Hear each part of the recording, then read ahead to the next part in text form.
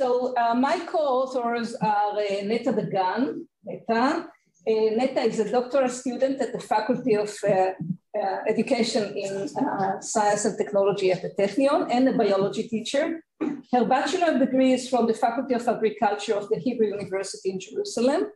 And her master's is from the Biological Thought program at the Open University. And this is not surprising that she decided to do her doctoral study in the same area. And Dr. Masha Tsaushu is a biology teacher's educator at the Faculty of Education in Science and Technology. Her bachelor's is from the Faculty of Biology, the next building at the Technion. And her master's and doctoral degree are from the Faculty of Education in Science and Technology. Masha was a high school biology teacher for many years, as well as a supervisor of biology teachers. She is a member of the Biology Advisory Committee for High School of the Ministry of Education. And I will just give a short introduction to our talk. So the theme is evolution education as a socio-scientific issue in Israel. Why doesn't it work? Sorry.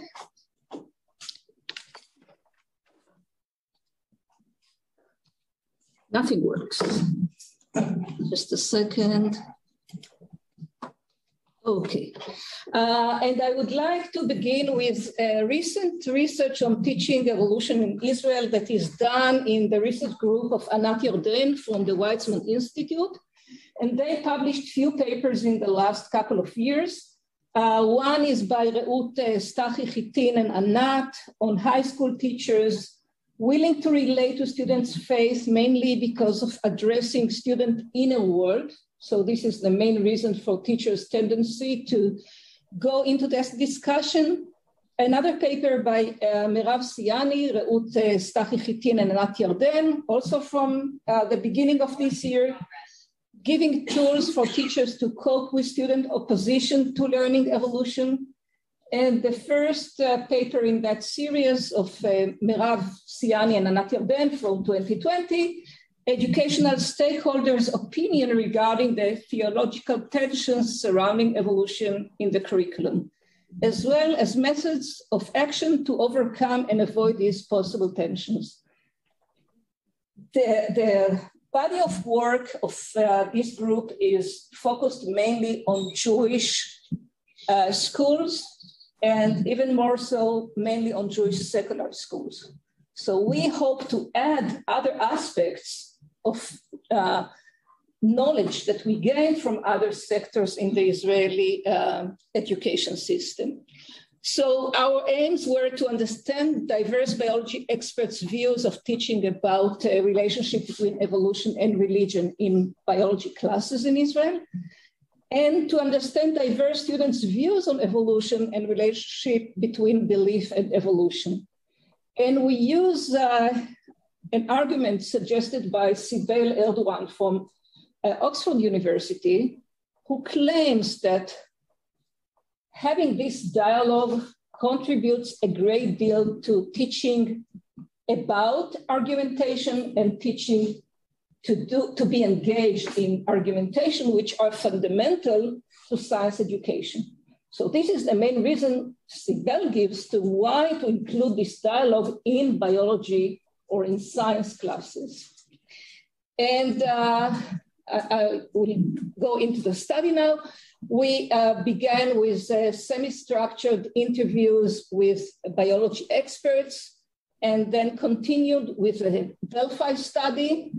The Delphi method, so inspiration is the oracle from Delphi, which is totally not a good inspiration, because in Delphi studies we seek consistency, and I don't think that we can say anything about consistency in the context of the oracle from Delphi. Anyway, so the idea behind this method is to seek consistency without face-to-face meetings in which people can influence each other's.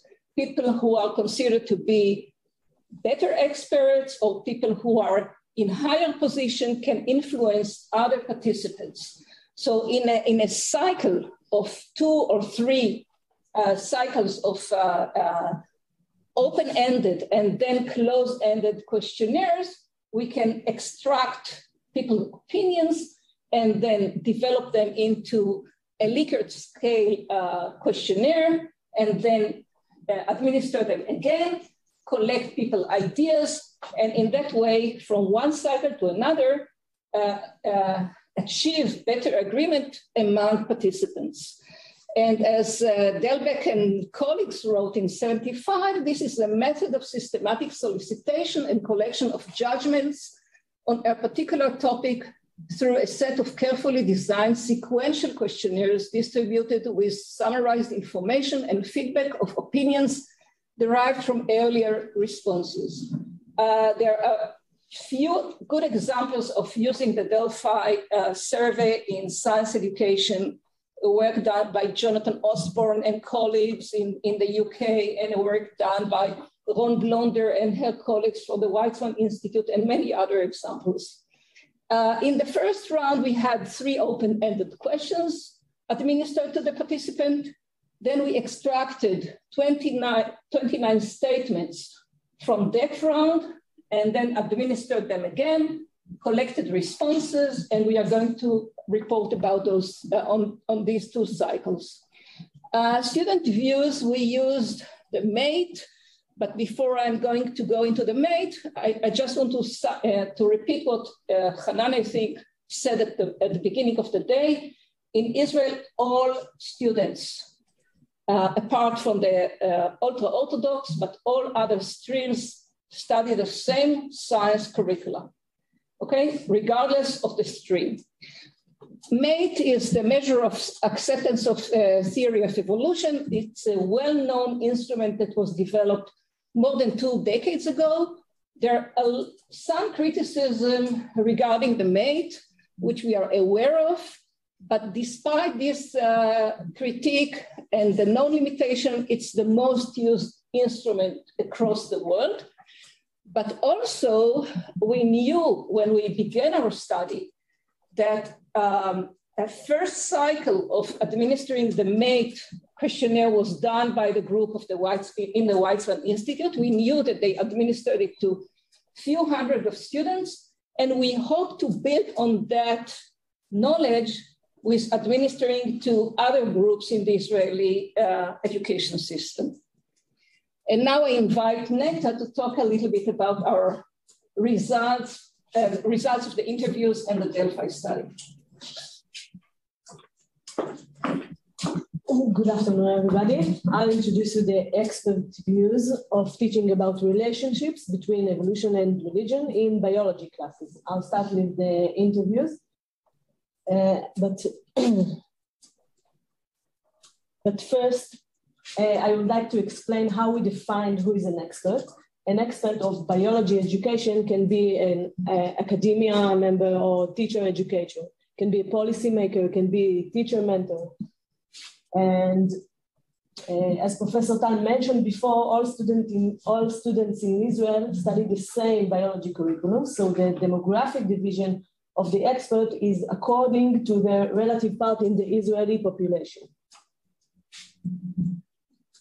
We collected data from 17 interviewees that answered 20 questions. We analyzed the answers in groups and also separately. And finally, we went through this dimensional scheme. Arguments of the interviewees divided according to supporting the avoidance, the dialogue between evolution and religion in biology classes, or support engaging the dialogue between evolution and religion in biology classes. We also divide the arguments to conceptual arguments and pedagogical or practical arguments.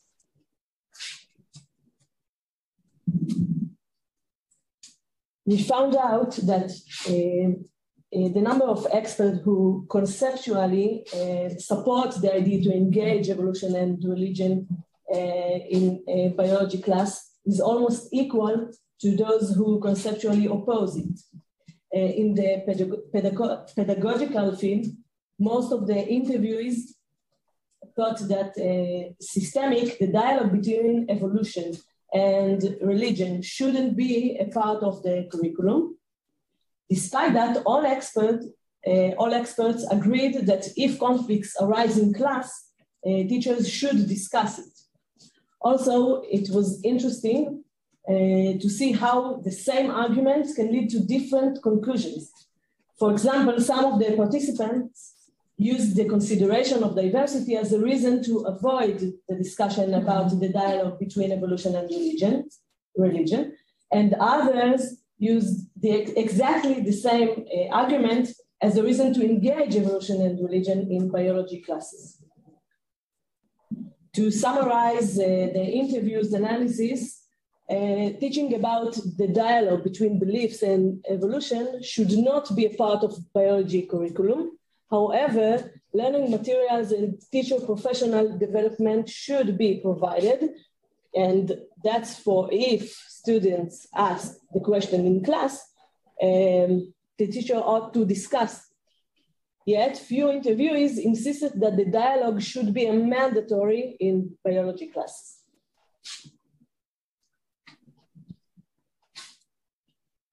I continue now with the Delphi survey analysis. As Professor Tal mentioned before, the first round of the Delphi survey included 3 open-ended questions sent to academia members and teacher educators. We were collecting the answers and marked sentences which indicate if the experts support or oppose to initiate, the teacher should initiate the discussion in class. 12 experts support and 4 reject that idea. We named that who is opposed as biology purists because they said that something like discussion of religious perceptions does not fit into this framework. Other experts that we named as content focused said that actually this is an opportunity to teach nature of science because it sharpens the differences between science and belief. And others said that this discussion has an educational importance because it expands horizons and enables critical thinking. An outstanding message from many participants was that things come up one way or another. So we should be handled, it should be handled proactively and intelligently.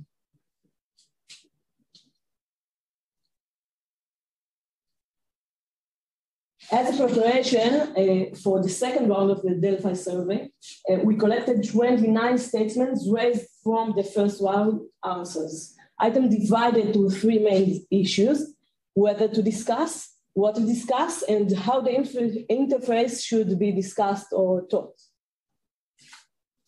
We used a Likert type questionnaire, and the experts were asked to scale each statement from 1 to 5 according to their agreement to it. We conducted a statistical analysis of the results. Cronbach alpha showed high reliability. ICC showed good agreement. And also, we used an alternative index AD for each item. When AD value is lower than 0.833, it means good agreement between participants about this statement. According to the AD index, in the question whether to teach, there was good agreement that teachers should discuss the dialogue between evolution and religion in class. But about the questions what to teach and how to teach, there was no agreement. After the first round, it seems that there was a consensus about 4 main topics that should be included in the discussion of the dialogue between evolution and religion. And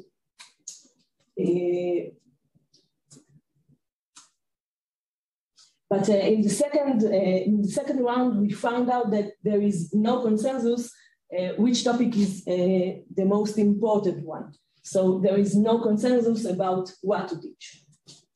About the question how to teach, Also, there was no consensus. For example, some of the experts thought that teachers should compare between evolution theory and religious views, and some of them thought that teachers should separate between evolution theory and religious views. So there is no consensus. There were many ideas about how to teach, and there is no consensus between experts.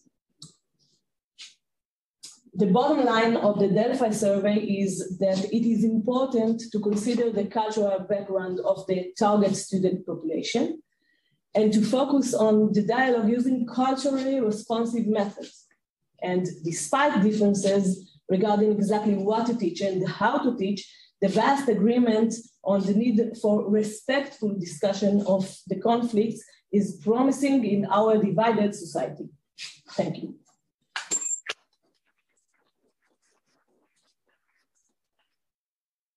I will continue with the quantitative part of our study, and it's the MATE questionnaire.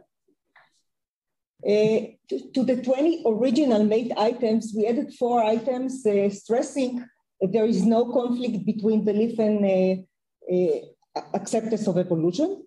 Another change we made was editing, in my opinion, to all statements. That is because in the pilot study we made among the pre-service teachers here at the Technion, people didn't answer some of the questions. They said, I don't know, I don't remember, whether it is in religion study or biology study. So we wanted to stress that we want to hear people's opinion and not test their knowledge. The original MATE was analyzed as a one-factor scale. Our exploratory factor analysis has yielded 4 factors that guided the analysis. 9 statements were in one group of pro-evolution, pros, 9 in the against evolution, the cons, 2 Earth age, and the 4, as I mentioned, the 4 we added to the original MATE questionnaire was about non-contradiction between science and evolution and faith. Among the pro statements, there were 2 types of sentences. One was related to the content of evolution itself. For example, in my opinion, the organisms that exist today are the result of evolutionary processes that took place over millions of years. And the others related to the validity of the theory. For example, in my opinion, most scientists accept the theory of evolution as a valid scientific theory. The cons were naturally the opposite. For example, in my opinion, evolution is not scientifically valid theory. 2 of them related to Earth age. For example, in my opinion, the age of Earth is less than 20,000 years. And 4 of them, the one we added, related to the non-contradiction between evolution and faith. For example, in my opinion, learning evolution does not undermine religious faith. We had 637 participants divided from 3 types of school. Hanan explained before. I want to emphasize that the proportion of schools does not represent the Israeli student proportion. For example, the secular school are more than 27%, and the religious Jewish are less, and so are the Muslims. We asked the students who answered our questionnaire to define themselves, their religious identity. And 24 of our participants defined themselves as secular Jewish. 7 participants defined themselves as traditional Jewish. Hanan spoke in the morning about the meaning of traditional. Traditional in Israel is somebody who is a believer. He has respect for a tradition, but not necessarily an observant. And 35 of our participants defined themselves as religious Jewish. 5% of the Muslims defined themselves as non-religious Muslims, 19% as traditional Muslims, and 9% as religious Muslim. Two interesting facts. Among the secular Jewish schools, 20% identify themselves as traditional, and 4% of the religious Jewish school identify themselves as traditional, and 58% of the students from Muslim schools identified themselves as traditional. If we look at the pro-evolution score, we see that the highest mean score was among students from secular Jewish schools, and the lowest from students from Muslim schools. And all the differences are significant, and so are the difference in two other factors, earth age and non-contradictory. In the con score, we don't have exactly the mirror image. We can see that the secular Jewish, which were in the pros, were the highest, are the lowest, but there is no significant difference between the religious Jews and the Muslims. In the non-contradictory score, the highest score is among students from religious Jewish school, and the lowest is from Jewish secular school, and all the differences are significant. If we compare the score of non-contradictory and con-evolution against evolution, we see that although students in religious Jewish school show high non-contradictory score, their con-evolution score is high as well. So they think there is no contradiction, but still they oppose the evolution. Age Earth, the lowest score was in religious Jewish school and the highest in secular Jewish school, and significant differences are in all pairwise comparisons. And again, we see the same picture that in religious Jewish schools, although the non-contradictory score is the highest, the Age Earth score is the lowest. If we look at the pro-evolution score by self-defined religious identity, we see that the highest score is among students from secular school.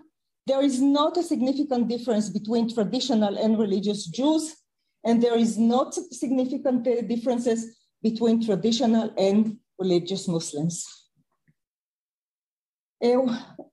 Biology was not one of the factors that emerged from the statistical analysis, but still we wanted to check the difference between biology majors versus non-biology majors. Biology is not mandatory in Israeli high school.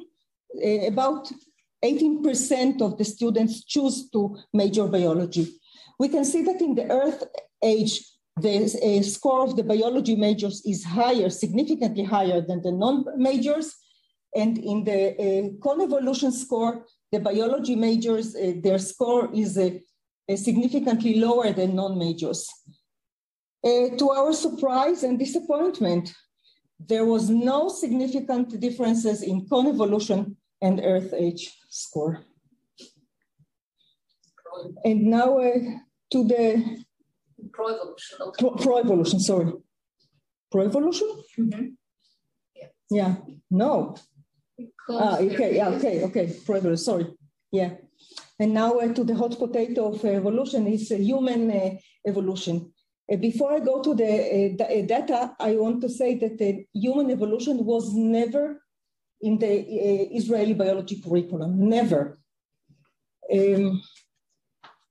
We see that a secular school have a significantly higher score in the sense of human evolution than religious Jewish and the Muslims. But there is significant differences between the students from religious Jewish school and from a Muslim school.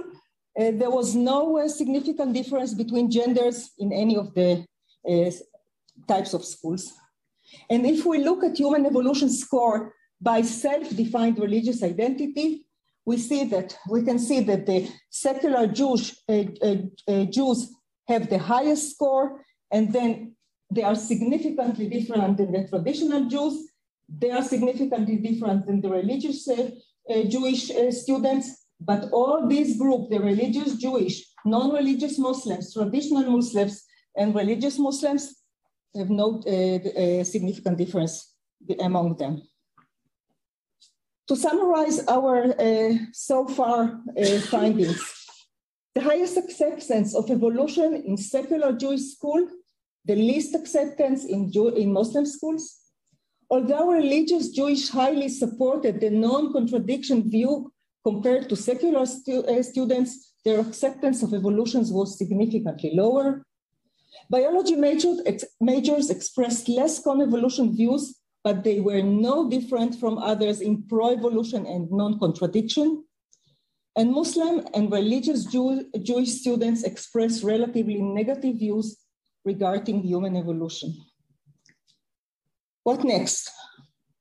We intend to collect more data from secular Jewish school to make the proportions of students more similar to the distribution in the Israeli society.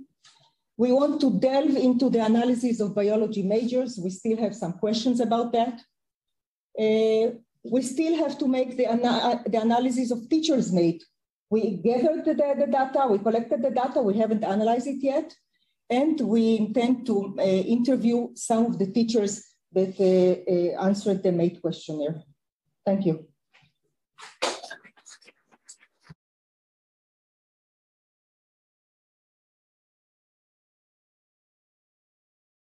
So we have respondents to this talk.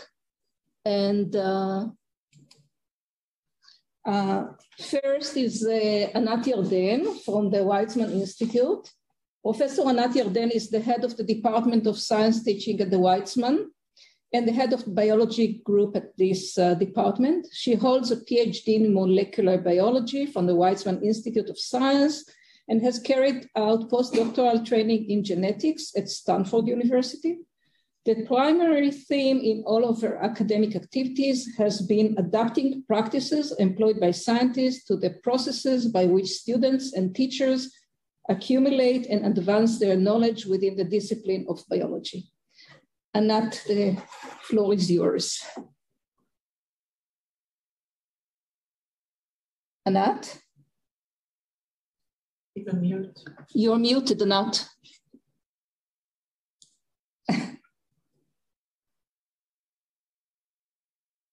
Still muted?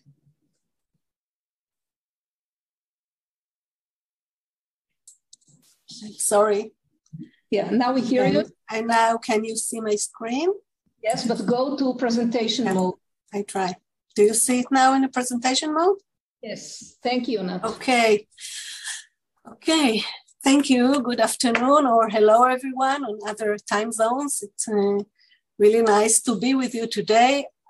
Although I'm doing it remotely via Zoom, so I apologize for not being able to be there with you.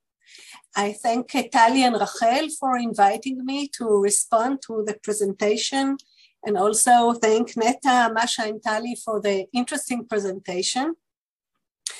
In the short time that I have, I will try to ask some questions about the presentation, discuss some of the matters that were raised in light of the current literature, and also suggest some ways of how to look at it in the future. I just want to stress that I feel that as science educators, we have a mission. And the mission is really that our work will be reflected in the work that is carried out in schools, and not only be published in research papers, of course, as I think the research aspects should be practically reach the field somehow. And in the work that we do in my group, we try to look at it in this way and try to also develop learning materials and try to implement the research findings that we have into the field. And I think this may be just a hint to what I think should be also carried out next. So in the response that I prepared, everything that was presented by Netta, Masha, and Tali will appear in black, and what I added will appear in blue. So this issue, the evolution education as socio-scientific issue in Israel, even from the title, I was wondering, is this going to be presented as a socio-scientific issue research-wise, or is it the practical way that should be used for implementing this issue into schools?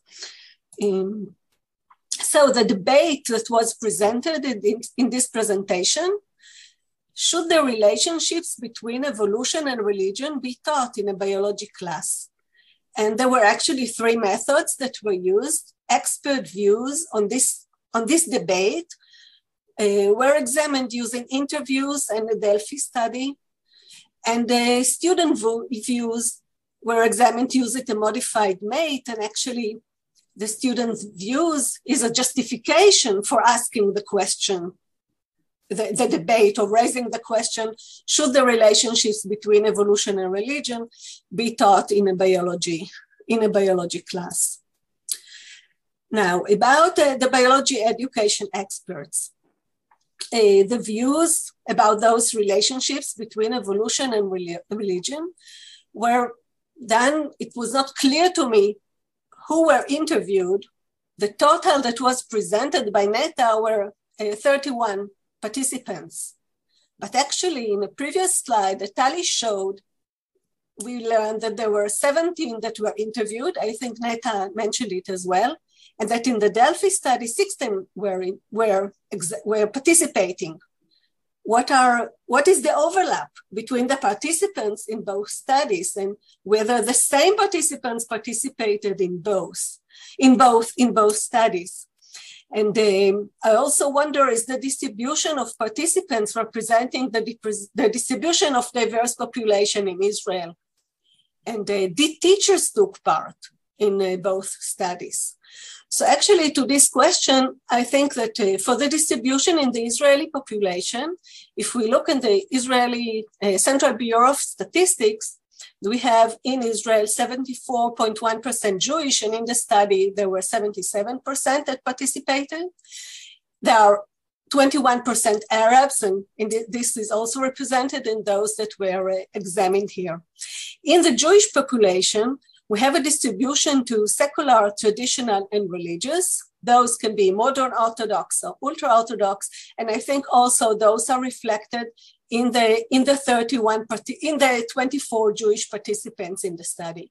So I think this was really very nicely presented. The population of that was examined here represents the population in Israel. However, who are those participants? And I relate now to the 31 because I'm not sure about the numbers. We learned that there are academia and teacher educators, policymakers, and teacher mentors. And I asked myself, are there no teachers that were examined, actually practicing teachers that participated? If we want to raise this question, whether the relationships be taught, I think it's important to ask also those that teach them.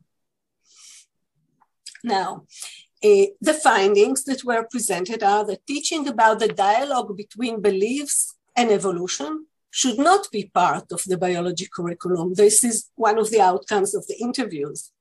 From the Delphi study, we learned that it is important to consider the cultural background of the target student population and to focus on the dialogue in a culturally responsive method.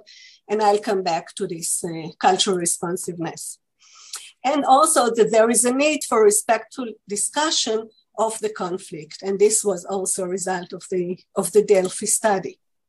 Now, I wanted to emphasize that and look at one of the things that we did. I'm not going to present the work that we did, but the work that was carried out by Chitin, as Tali mentioned, which is now about to finish her PhD in my group. We actually did a survey in which 97 teachers participated and 124 scientists, biologists participated. One of the questions that Raut asked them was, should teachers relate to religion in a science class, which is exactly the debate that is presented here. And what we found, that there is a big difference between teachers and scientists, as teachers believe majority of the teachers, 82 out of the 97, thought, yes, if it will promote students' understanding.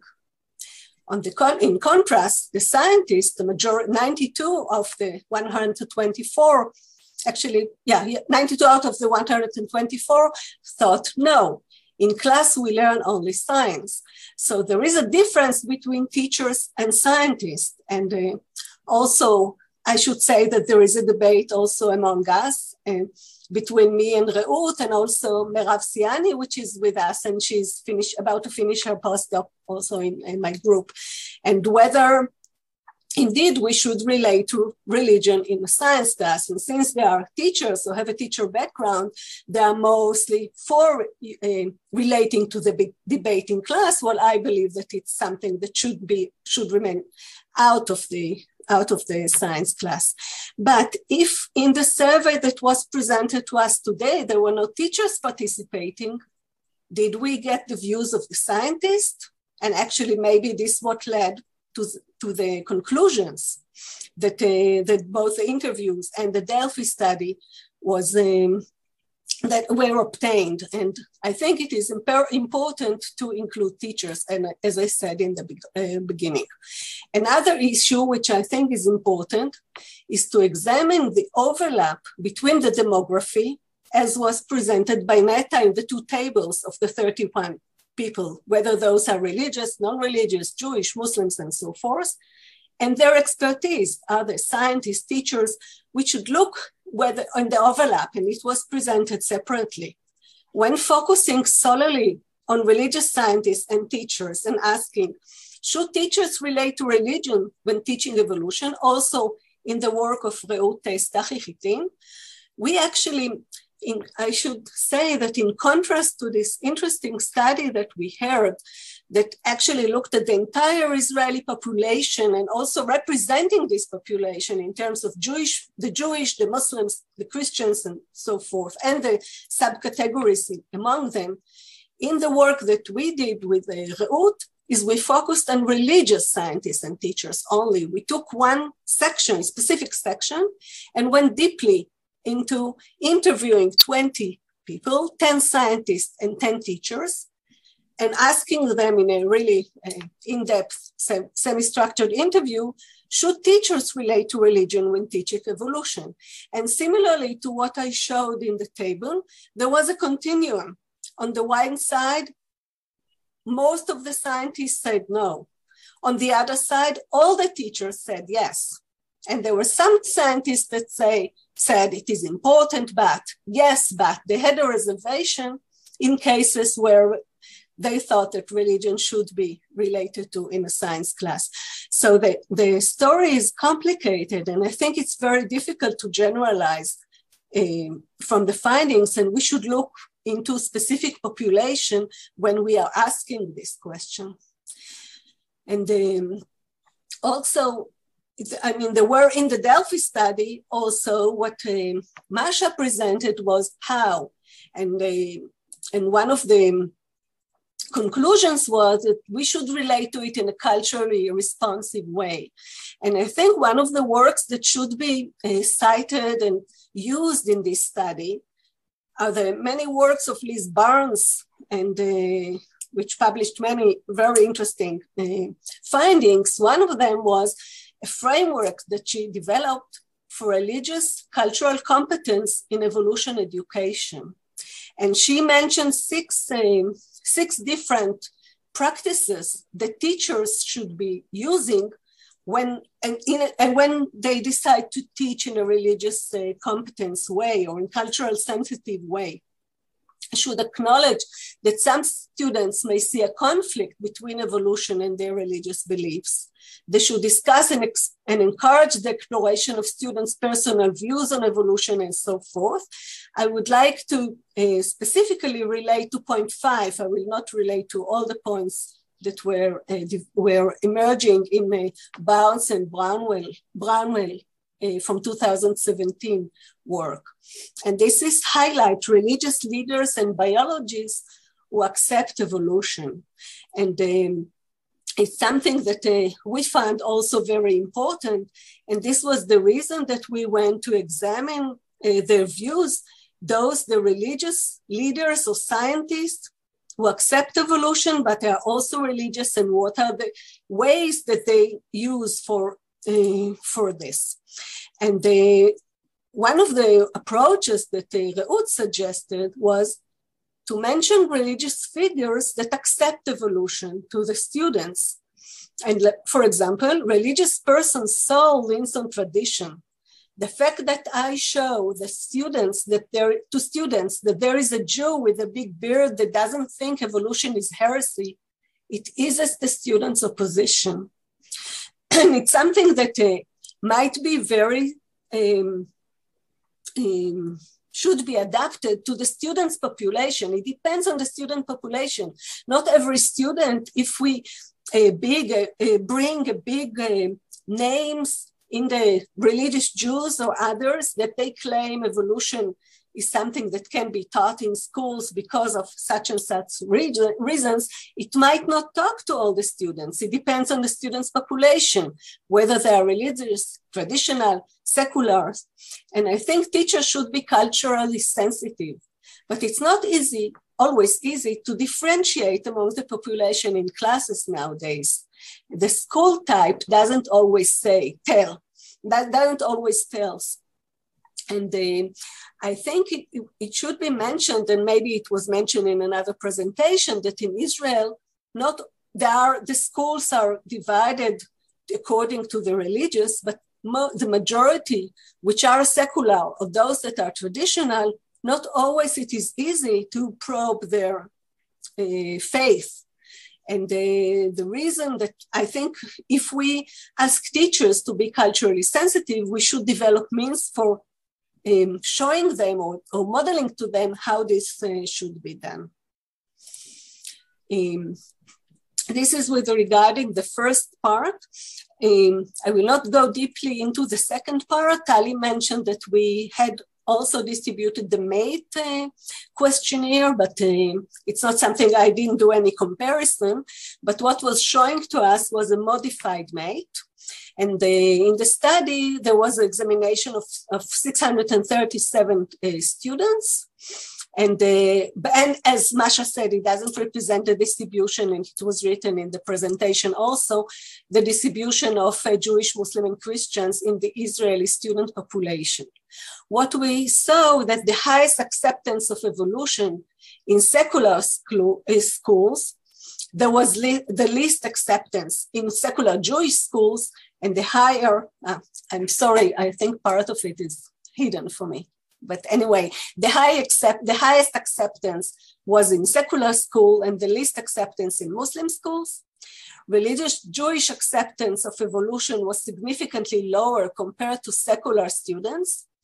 And Muslim and religious Jewish students expressed negative views regarding human evolution. And this is very important.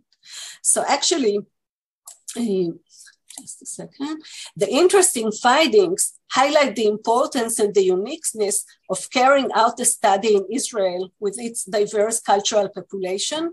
And as I said earlier, they were probing the entire Israeli population, and hopefully this study will soon be representing also the distribution among this population. Examining the acceptance of human evolution, I think, can be complemented with the IC, the Inventory of Student Evolution Acceptance, as IC assess the acceptance of microevolution, macroevolution, and human evolution. And it's actually separating the views on human evolution, which is something which came up also in the study. Now, in the works that were part of the works that were carried out by Merav Siani, which is also here reported, that in-service biology teachers claim that they would like to add to their evolution knowledge and to their evolution teaching skills. So it's not just that they means to teach evolution in a cultural sensitive way, but also they often lack knowledge about evolution. Some of them learned many years ago, maybe when evolution was not obligatory in the curriculum, as was mentioned, it's still, since 2016, it is obligatory, and they need also knowledge in evolution. Merav also reported that there is a need for teacher training in the field of evolution with a consideration of student opposition to learning evolution. And also she carried out a study on pre-service teachers whose evolution knowledge is high and have a firm religious faith, and they accept the theory of evolution and are eager to teach it, are willing and eager to teach it, which is a really encouraging finding. So my last comment will be about the further work. That in this study, there were mentioned four points were mentioned for future work. All of them focus on completing or advancing the research findings. And as I said at the beginning, I think we should be developing and examining culturally sensitive means to teach evolution to various populations. And also we need to develop models for professional development of teachers to enable the teaching of culturally sensitive evolution to diverse population. And as I said at the beginning, I see the last 2 points as a mission of us that do research in these fields or other biology education fields to bring those, the fruits of this research into improving science education, biology education, and evolution education in schools. Thank you. Anat, I will make only one comment. So another member of our team is Dr. Esti Laszlo, and this is the part of our work which is only at the, well, considerably at the beginning. And Esti is the person who develops both learning material, which are culturally responsive learning materials, which she already developed, but she's going to test in few classrooms, and also develop the teacher professional development, which will allow the teachers to use these learning materials. So I don't know how to translate, התפרץ לדלת פתוחה, אבל... Wonderful, wonderful. Thank you. Thank you, Anat. You pushed into an open door. Yeah. So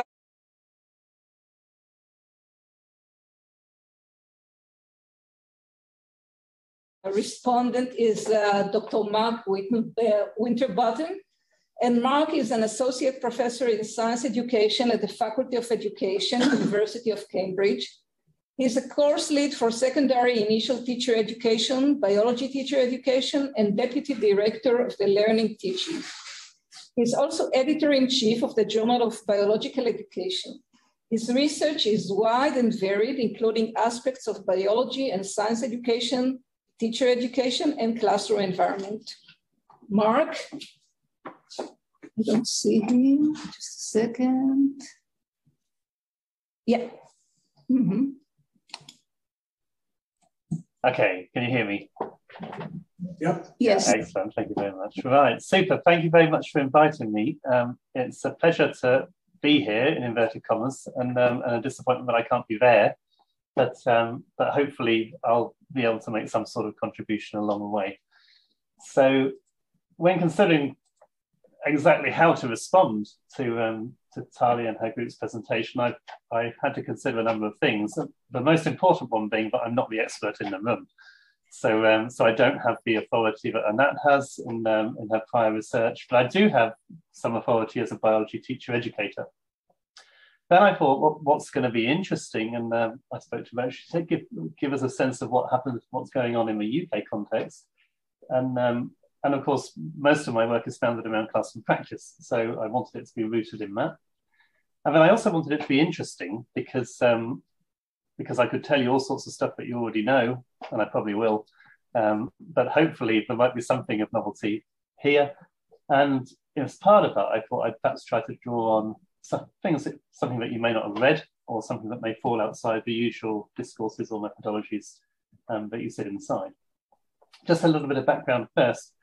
We've done work for a number of years with our our student teachers, which has been in collaboration with the Darwin Correspondence Project, which is at the University Library in Cambridge, and the Milner Centre for Evolution, which is at the University of Bath.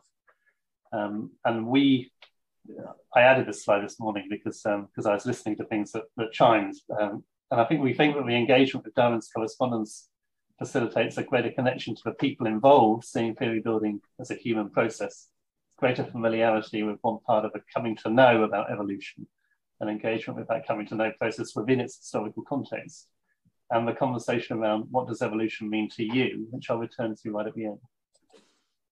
So I'm going to start by going to a completely different study, which is one by Becky Mead et al. From Bath in 2017. We still work with Becky on some of our evolution education for our own training teachers now.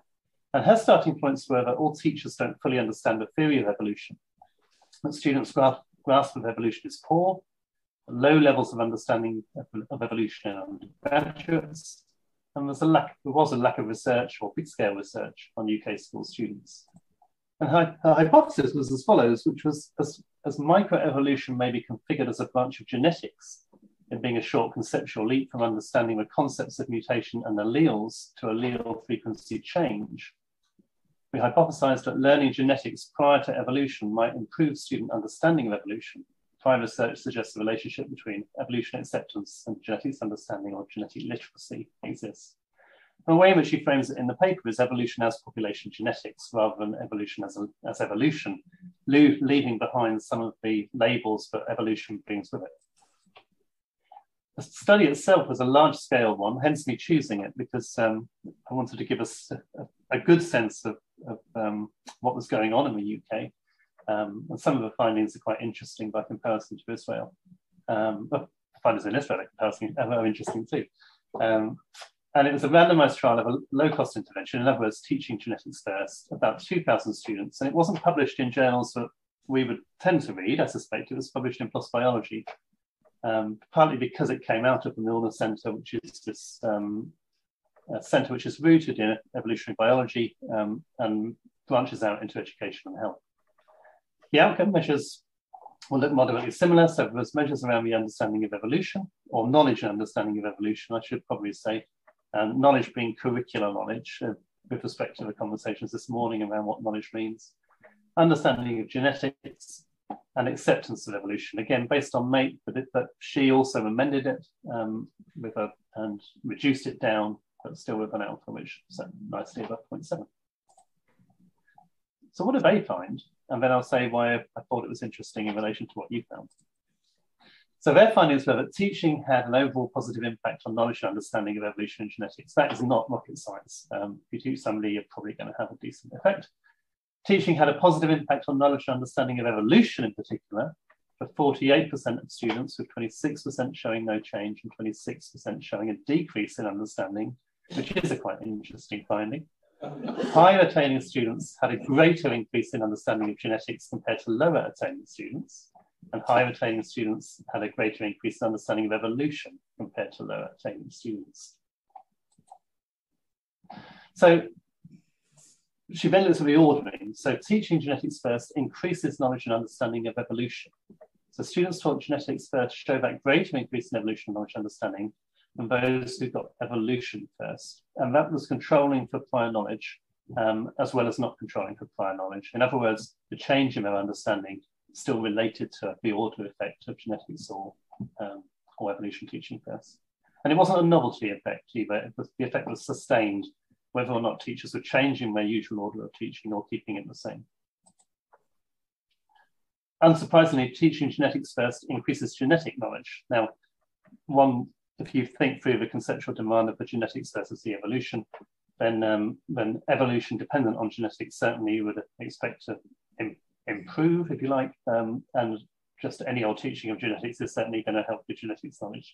Again, it's no novelty effect. And so the conclusion that I've come to, partly because I want to feed into your study, was that when students are equipped with sense making about micro and macro evolution, then knowledge and understanding is built more effectively. So in other words, the genetics provides a greater ability for sense making around the evolution that follows. But if you introduce the genetics second, then your ability to sense make retrospectively of what you've already had to accept, when I say accept in a kind of conceptual way, is hampered. Now, also in their paper, they tell us this, which is that UK students really are very accepting of evolution. And I'm going into talking about that acceptance of evolution as opposed to just knowledge and understanding. So 78% accepting, 21% undecided, 1% did not accept. And that was even before any of this took place. And then afterwards, we go up to 85% were accepting evolution, 14% undecided, and 1% still not accepting it.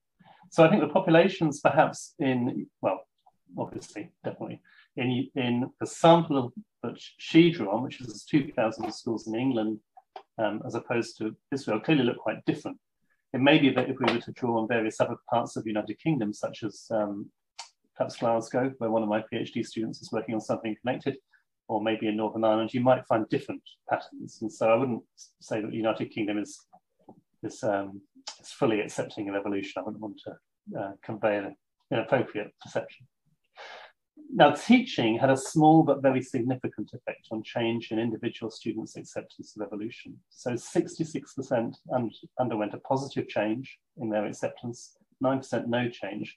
The 25% did have a negative change, interestingly, so there's still quite a lot of flux here. But just note at the bottom, topic order had no impact on evolution acceptance or change in evolution acceptance. Now, those students with larger increases in understanding did, though, have a greater increase in evolution acceptance. So that argument of that skilling up, that equipping them with knowledge, which then goes on to influence their acceptance, is still there. High retaining students had greater acceptance of evolution, both before and after the intervention, but the change in acceptance wasn't linked to prior attainment. So in other words, high retaining students did not change more, although there could well be a ceiling effect there, but they already had greater acceptance of evolution, so we couldn't see it go too much higher.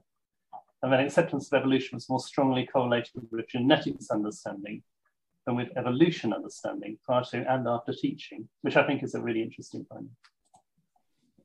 So the conclusion that I draw from there is that when students are equipped with sense-making about micro and macro evolution, they become more accepting of evolution. So we had therefore two things. We've got knowledge and understanding being built, and then we've got acceptance of evolution being built by a very careful intervention that fought its way through a genetics and population genetics approach to the teaching and learning of evolution.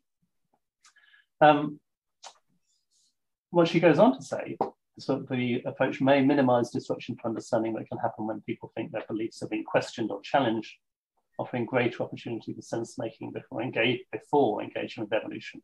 As I put potentially in brackets this morning, as a potentially contentious issue.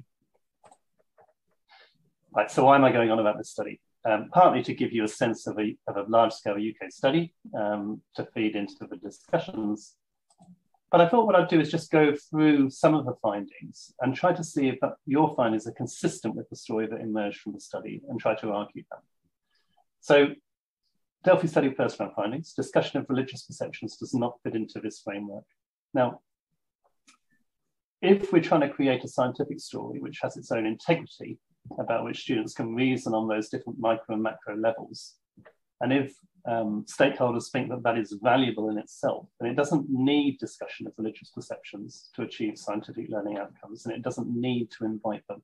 And I'm highlighting need in particular because we may well need to do that for other reasons, but not necessarily to equip students with the scientific understanding from which to build further. The second finding was sharpen the differences between science and belief. Now, you added a bit of nuance in the talk, which was about nature of science, and I may not have included that nuance here. Let's see. But by that genetics and population genetics approach, giving a causal mechanism for evolution in terms of those changes in population frequencies, it can enable students to make sense of the process, moving the discussion away from evidence which students may feel is more contestable, such as fossil record evidence. And it can then sharpen the boundary between knowledge and understanding because it gives that greater integrity to the storytelling and the explanatory narrative around evolution and acceptance of evolution and the way in which they may be dealt with differently, which we've heard some of about this morning. And then It expands horizons and enables critical thinking. So this is yes in the discussion, which is a change here. So even giving us that expanded genetics and population genetic storytelling still equips those students with that foundational understanding, which can help students to then engage in critical thinking about the science and about perceived challenges to the science, I say deliberately, rather than simply relying on being told that the challenge is right, or rather than simply relying on being told that the science is right. And somebody this morning mentioned science being communicated as a body of uncontestable knowledge. And so equipping our students with that baseline understanding and that process understanding seems to have a lot of value. And it seems to be consistent with the way in which some of your stakeholders are thinking. So in the first two of what we've discussed, then, I think those interviews see building, understanding, and accepting as two different things, and place implicit value on knowledge and understanding, and acceptance being dealt with separately. And that's consistent with the UK, like we just said, which suggests that equipping students by enabling them to build that understanding, rather than jumping straight into labeling a process as evolution, may facilitate greater acceptance. So notice that you could move through the whole process, avoiding the discussion of evolution through this knowledge building and understanding phase, if you like. That doesn't mean I'm arguing that you should avoid using the words evolution eventually, because I think that would be dishonest. But focusing very much on conceptual steps towards the outcome and then moving into that discussion of evolution would seem to be quite a productive approach. And the third perhaps sees the two processes as interlinked, enabling critical thinking around knowledge and understanding, and critical thinking, which is part of the process of acceptance building or not, depending. I don't think any of those stakeholders preclude that, because that is, as Anat said, I think, simply a process of trying to engage with students in a world. But what about the students? Because again, as Anat said, I don't think we were talking to many teachers. We were talking to academics and people like me, biology educators in universities. But what about the student findings? So just to remind you what they were, and then we'll go through each one in turn. So the highest acceptance of evolution in secular Jewish schools and the least acceptance in Muslim schools. So I'm going to focus on those secular schools. So they accepted evolution to the greatest extent. And remember Reid's argument that genetics first leads to that less disruption to understanding that can happen when people think their beliefs are being questioned or challenged, offering greater opportunity for prior sense making. Now, notwithstanding the fact that you've given me more nuance in secular schools, and I prepared this before knowing that, it seems to me that the influence of belief in terms of students building understanding and the link we've seen between understanding and acceptance comes together to suggest that the findings from the secular schools would be consistent with the idea of separating the process of knowledge and understanding building from a process of acceptance will lead to greater acceptance. So in other words, we're not fighting in the secular schools against a set of beliefs that are impinging on acceptance. We're building knowledge and understanding, and then the process of acceptance is coming thereafter, if you like. And that's highlighted in your data. Second finding was, although religious Jewish highly supported the non-contradiction view compared to secular students, their acceptance of evolution was significantly lower. So again, if we draw back to conversations this morning, I think, could we be seen by teaching this in a genetics and population genetics way of having an under-the-counter equipping of students with knowledge and understanding that acts as a disruptive and subversive input, which communities may still distrust? I think the findings here suggest not, because religious Jewish can hold the non-con view in which they've made their own sense of the relationship between their scientific understanding and their religious view. So in other words, they can hold the two together. And so it suggests that it's something that should not instill mistrust, trying to teach evolution in a way which is not directly labeling itself as evolution from beyond. And then number 3, biology majors express less con-evolution views, but they were no different from others in pro-evolution and non-contradiction. So for our less con-evolution views in biology majors are more skilled and more equipped with knowledge and understanding, and therefore that's what we'd expect from the findings from the Mead paper, but no difference in pro-evolution and non-con views, suggesting that the process of acceptance remains distinct to that process of knowledge building. So although those students in secular Jewish schools are knowledge building and then accepting, that process is still a distinct process. And it may say something to us about whether or not you should be integrating knowledge building processes, scientific knowledge building processes, and evolution acceptance processes together in science, in the science curriculum, whether they should be separate but still in the science curriculum, or whether they should be integrated, or whether it should be completely different, some in science and some somewhere else. And sharpening and giving greater depth to the scientific story makes it easier to hold non-con views alongside, but it's unlikely to convince in relation to issues of identity. So in other words, that distinction between knowledge building and acceptance, which seems to be quite well chiseled out here, notwithstanding what we've looked at from that. And then finally, Muslim and religious Jewish students express relatively negative views regarding human evolution. So I think as that discourse gets closer and closer to aspects of identity, for example, in relation to human evolution, the impact of knowledge and understanding becomes weaker in a way in which it may trigger acceptance. And I think what Anat referred to in terms of authority, and what one of my students has been working along with in relation to Catholic Church in Glasgow, that if young people look to authority to matters of identity, then acceptance of evolution is unlikely to materialize without that authority or without critical thinking. And I've said subverting, and I probably do mean that, subverting that authority. The quote here is one where the teacher uses the Pope to ratify some of what she's saying and to reassure the student about their perceived conflict between the evolution and between their religion. So, Mark. Oh, do I need to be quick, Tali? Am I done? So I'll finish quickly. So therefore, what you've got is many participants seeing it as important to build knowledge understanding being important to enable successful evolution because it facilitates those individual students to come to acceptance themselves. But that process of acceptance is different. And the final thing I'll say is that, Yael, this morning when you said, what I put in quotes there, I'm 1 mile from the Lebanese border, and I ask, what does evolution mean to your lives today? What I was really pleased to see was Anat's reference to Barnes's work on culturally responsive teaching. But what it took me back to was a field which I've done a little bit of work in, which is in heritage education, and looking at what heritage means, both tangible and intangible, means to people's lives today. And I'm going away from this reading, going off to read Barnes, but also going off to look at how that relates to the work we've done before in heritage education. And then that's me done. Thank you, Tali.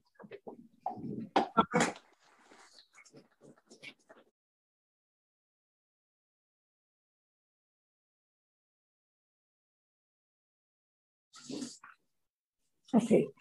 Dr. Yael Gavrieli is the head of education and science communication at the Steinhardt Museum of Natural History in Tel Aviv University.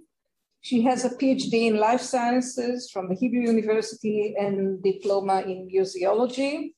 She established the Nature Campus at Tel Aviv University, the public programs at the Zoological and Botanical Gardens and the Natural History collections at Tel Aviv University, and developed the conceptual program for the public division of the museum. Her work focuses on how big concepts like science, evolution, and biodiversity are conveyed and communicated to the public in museological settings.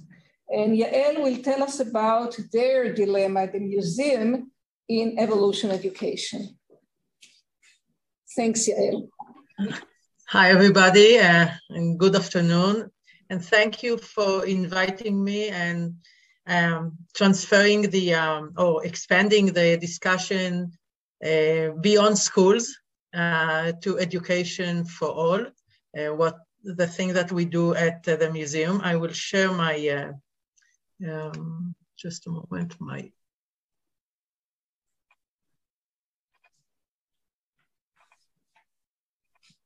okay. Now you see it.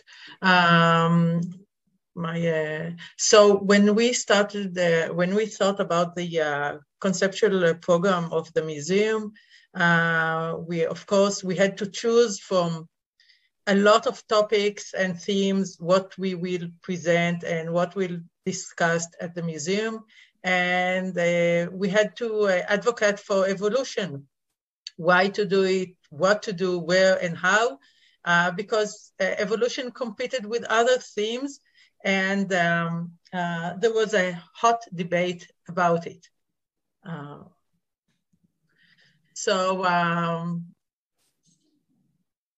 It was really very emotional debate between faculty members and other participants in the program.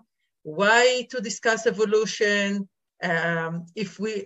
The issue of whether if evolution will be included in the museum, will it exclude some of our audience? What evolution to exhibit? Where to discuss evolution and how to do it. And I must emphasize that museums' core are their objects. So this was the main constraint when we thought about what to present or what to exhibit in the galleries. Not every topic in biology or in natural history will fit museum galleries. You have to think what can be conveyed about it, and I will speak about it later. So why to include evolution in the museum? The answer is very easy one, and you all know it. Nothing makes sense without except in the light of evolution. So this was the first ground base for our discussion. But what do we mean by evolution was another topic.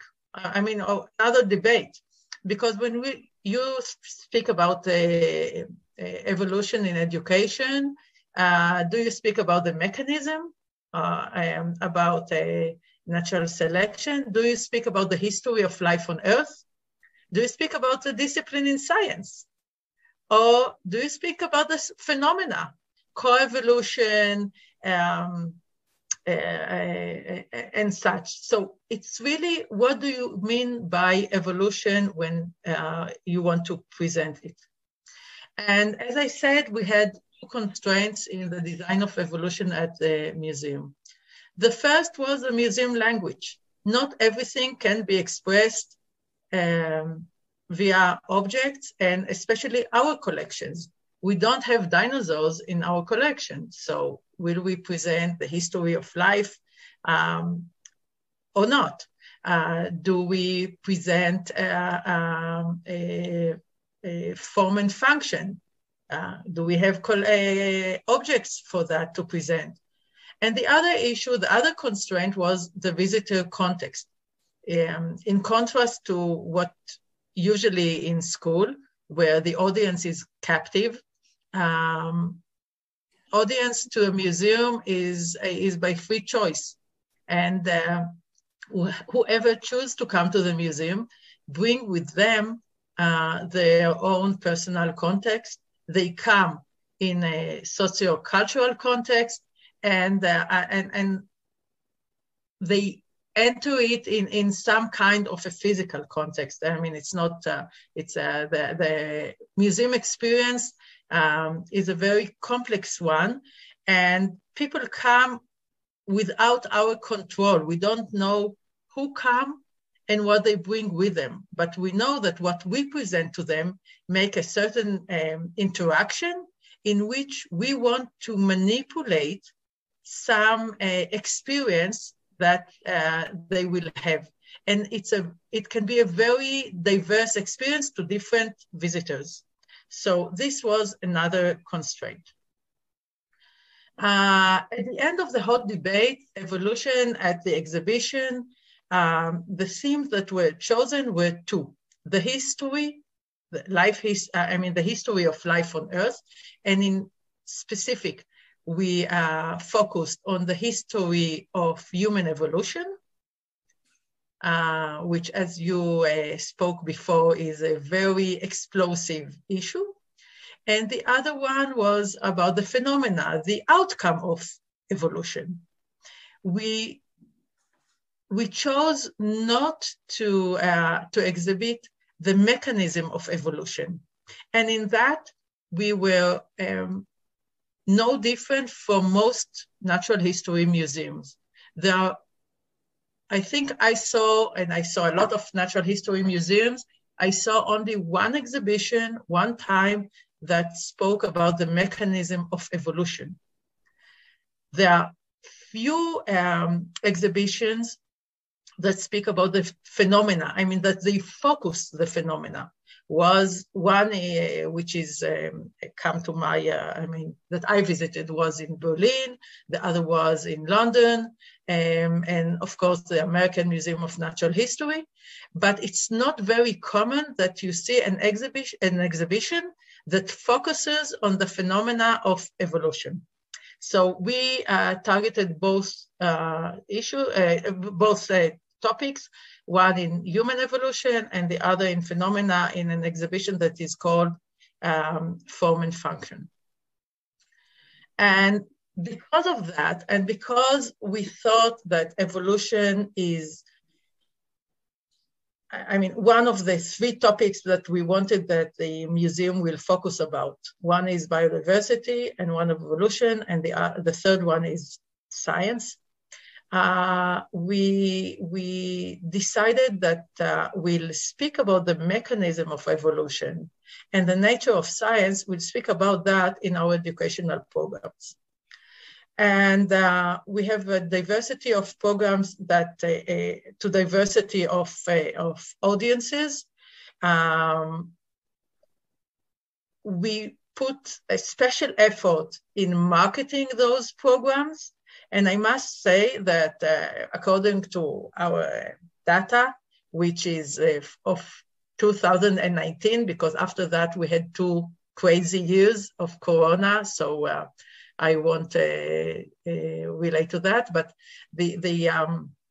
our data of 2018, evolution was the second most popular program for schools. Okay, maybe it expresses the free choice of schools who come to the museum and what the teacher choose to do. Maybe it expresses, that's my assumption, that teachers that maybe they don't teach evolution at school choose actively to bring them to the museum so we will handle this hot topic. I think so. But in any case, it's second most popular for schools. We also have evolution in our digital, in our website. We have a kind of textbook about evolution, which we adapted from Berkeley, from the University of California, Berkeley Museum of Paleontology. In their generosity and cooperation, we adapted the website of understanding evolution. The point that I want to stress that when we at the museum think about our evolution challenges, our challenges in teaching evolution, the conflict with religious beliefs is our least problem, our least challenge.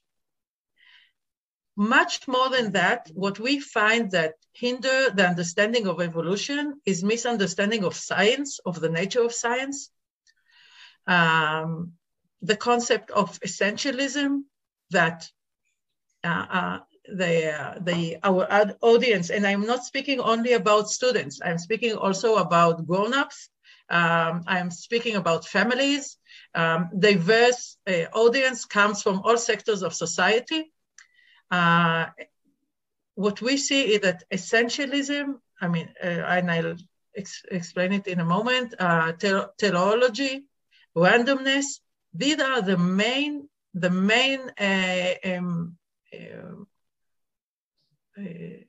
difficulties in understanding evolution, because people cannot understand that groups like species can be heterogeneous. They look at a species like a homogeneous identity. They can't avoid thinking about the need of things to change.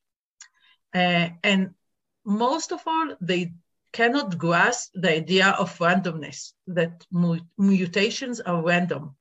This is really something that is so hard to grasp, almost as hard to grasp as the time scale of evolution. And these are really, I put it on this gradient of green, because as it gets greener, maybe I should have put it in red and not in green. As it gets greener, it gets harder for people to grasp. So how we do evolution communication, we do it all over the museum. It doesn't matter in which gallery, either it focuses on the history of life or about the outcome of evolution, it's all over. And our guides speak about it depending on the group. And it's more about the age group than the origin of the group. I mean, from which school it comes. Because what we find is that small children, I mean, it's not our findings, you know it, of course. It really, to understand the mechanism of evolution, needs understanding of science, and as you, Mark, spoke about it before, understanding of genetics, understanding of bigger concepts. So we have it as people get older and more educated. So in our programs, we focus on the mechanism, on the phenomena, on the history, on the science. I'm sorry, I have here a mistake in the presentation. In our exhibition, it's mainly on the phenomena and the history. And digital, we speak about the phenomena, the mechanism, and the science, and we try to do it via different channels, but it's a very important theme. Thank you.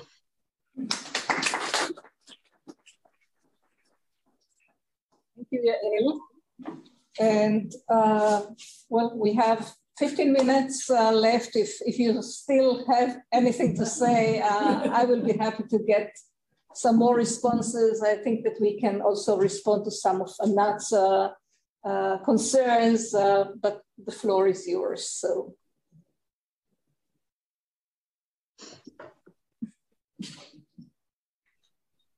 And if anyone at home wants, just shout, because I don't see you right now. Okay, I don't see everyone. Let me just change it to a gallery view. It would be better. Yes, please. It's a very minor point, but it's just about the randomness, because I don't think Dennis Alexander is with us any longer, but he mentioned it as well. And I think I may agree with Yael, what you were saying. Randomness in evolution is nothing to do with on which chromosomes and where a mutation occurs. No biologist thinks that's relevant at all.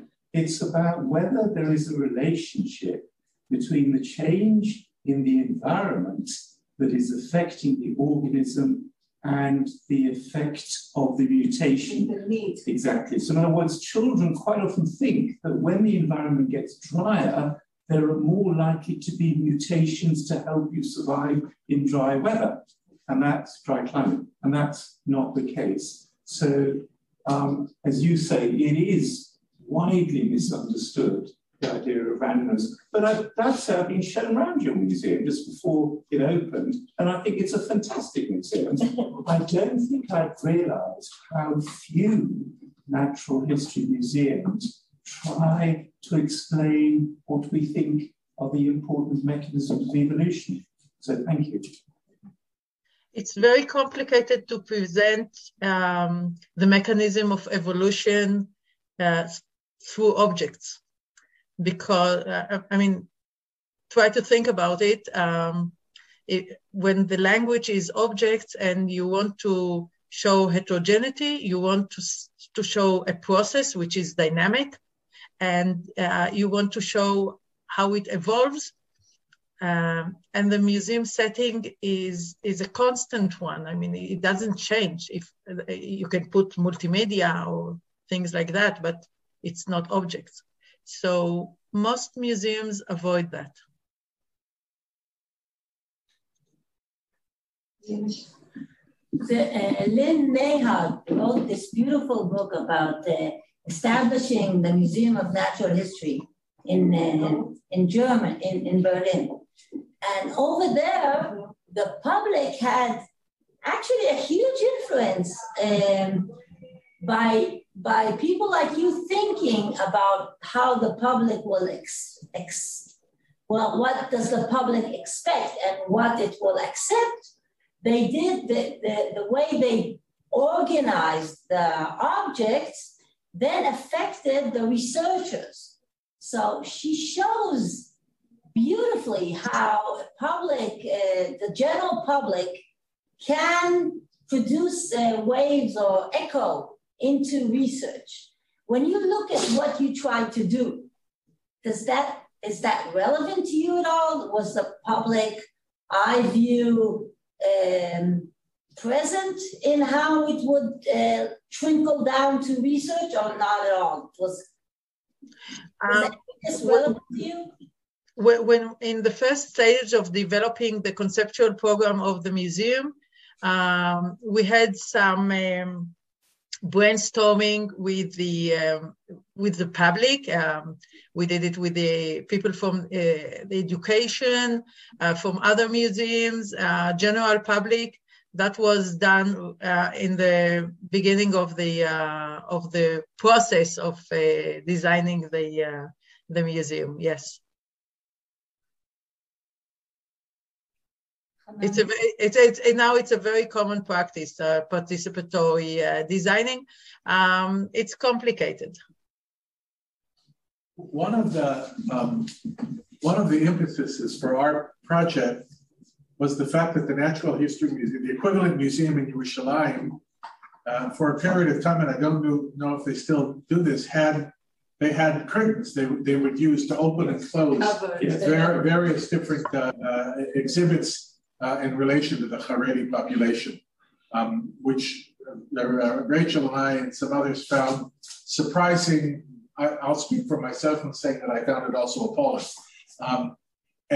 So I'm delighted to see, Yael, the work that you're doing, and I think in many respects, without going into the nuances, does understanding mean this, that, or something else? Does it mean a genetic approach, or does it mean, without going into those various nuances, which are worth exploring and figuring out, what it demonstrates is the general value of this idea that there is a huge common, and I'm going to call it cultural heritage. It's not only a scientific heritage, it's a cultural heritage. I take that from the fact that it lands in a museum of natural history, and that the presentation of that doesn't, it is not only shaped by the public, it shapes the public view, or it has the potential of shaping that public view, of creating that possibility. I think that came out also in Mark's, in the data that Mark showed us from the studies in the UK, and we don't have anything like that kind of data yet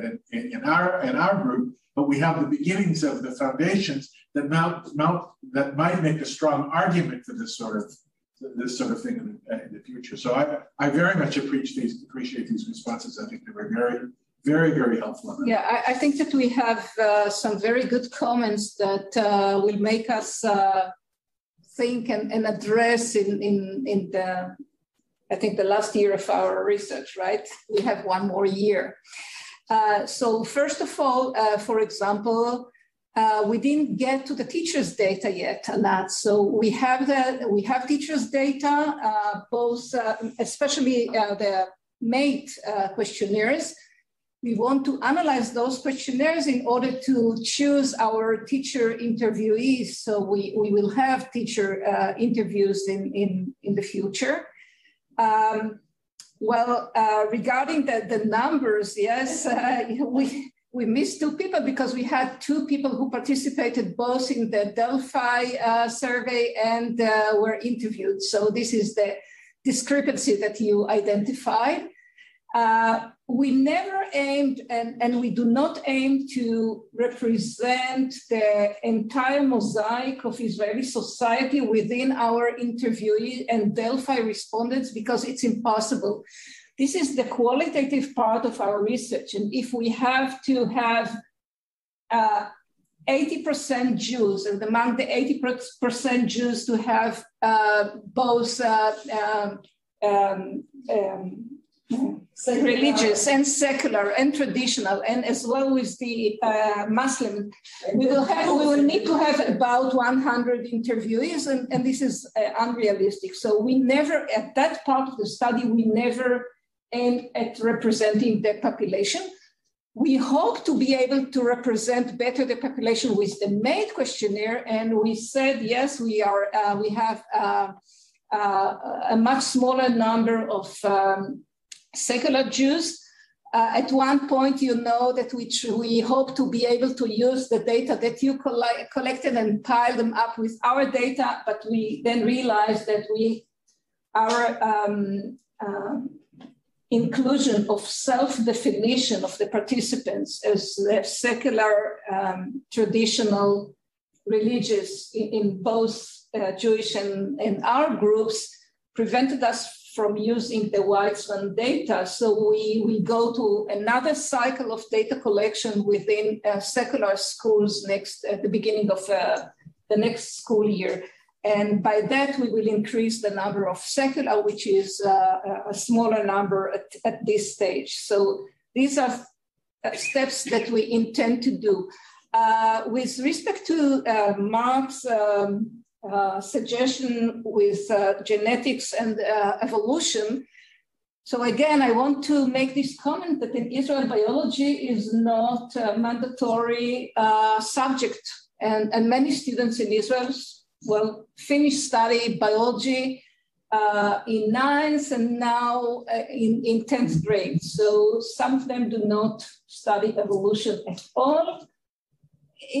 They're supposed to in middle school, and the situation is not great at this stage. So thinking about what comes first, genetics or evolution, is relevant mainly to the high school level. And I think that biology majors only. Yeah, and within biology majors, I think that anyway, genetics precedes evolution, no? I'm not sure. No. I'm not sure, because evolution is taught within the ecology, which is easier. Mm-hmm. So I'm not sure. Okay. So one issue, for example, is including, or I would say, and some people may object, hiding evolution within the topic of ecology and not having a separate evolution topic in the curriculum. Separate. Well, yeah. But at this point, we've only discussed the biology curriculum. Yeah. Right. The Bible curriculum is required of everybody across the board. So we have a this lot. Is tomorrow. We have a lot of data on that. That's a separate set of issues, but it might create other opportunities. If I may respond just shortly to what Tali said. Of course, Anat. Actually, with regards to the last point, it's actually a topic Merav and I started to think about. And exactly as Masha said, in the biology curriculum, evolution is taught as part of ecology, which is relevant since we are talking about the influence of the environment. But we thought that the COVID-19 pandemic raised the need for looking into mechanisms. And this is why we now work on a proposal to join evolution and genetics, and not teaching evolution as part of ecology. So actually the work that Mark presented is very interesting to us, and I'm going to communicate with him about it because it really sets the background of what we were starting to talk and we think is important. Now, with regard to evolution, it is obligatory, I think, in the junior high curriculum, but the question is to what level? and if it's a statement or if it's really practiced in schools in Israel. And the last thing, actually what I showed was that in the population of the 31 participants, you have a very good representation of the Israeli population. I don't think you need more than that. This was striking, because I was looking at the Israeli Bureau of Statistics data and compare the low numbers that you have, but they are representative. And it's true for the MATE study, you yourself said that it's not representative, but I wanted to really comment positively that it is representative. So I think it's a good part of the study. And I think that more data from secular Jews also will help with Masha's concern about what she expected from the difference between biology majors and non-majors, because right now I think that we see interaction between majoring in biology and other variables. More the distribution among the biology majors. Yeah. We haven't done it yet. Yes. So, if no more comments or questions, I would like to wrap up the day and thank everyone back home in the UK or in Rehovot or in Jerusalem, wherever you are, and the people here in the room. You were excellent, wonderful audience. Thank you very much. Thank you. We hope to see you tomorrow on Zoom.